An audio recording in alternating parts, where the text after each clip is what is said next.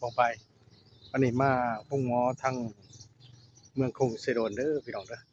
นี่สถานที่พุ่งหมอเด้อพี่น้องไปเบิ่งสถานที่เด้อพี่น้องกดไลค์กดแชร์เด้อคำหมู่บ้านหน้าพี่น้องปองไปไปเบิ่งกัน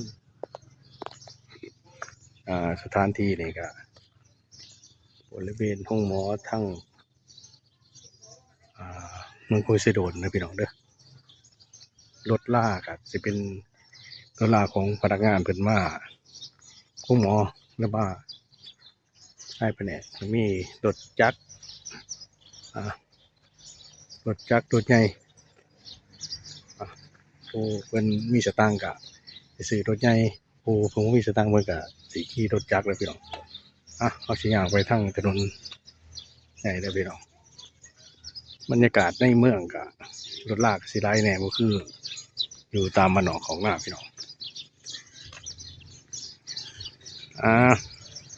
อยู่บนไรกระยาพี่น้องอยู่ประเทศใดเด้อชนเผ่าใดหรือว่าสถานที่ใดก็มั่นใจ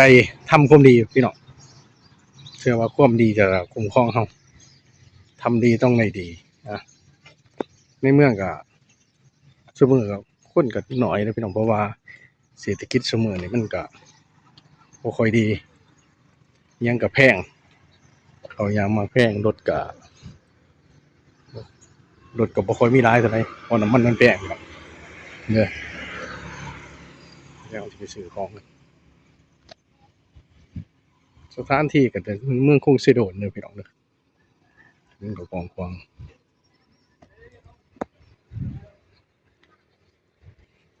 ๆซื้อ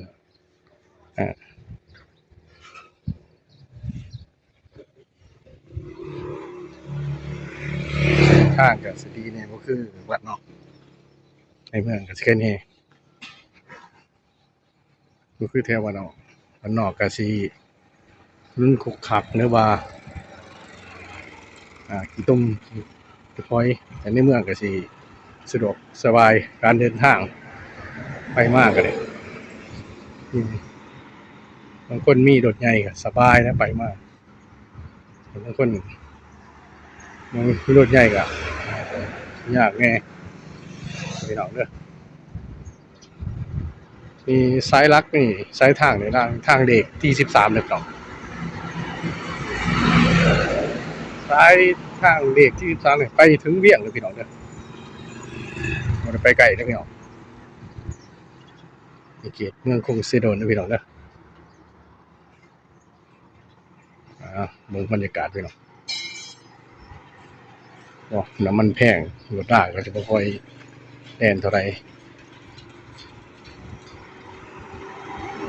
จะได้ก็กดไลค์กดแชร์ให้กันเด้อพี่น้องคำหมู่บ้านหน้าเด้อทางแฟนเพจก็คำหมู่ท้องกินเด้อพี่น้องเด้อคลิปนี้ขอสำนี้นะครับพี่น้องเข้ามาสบายดี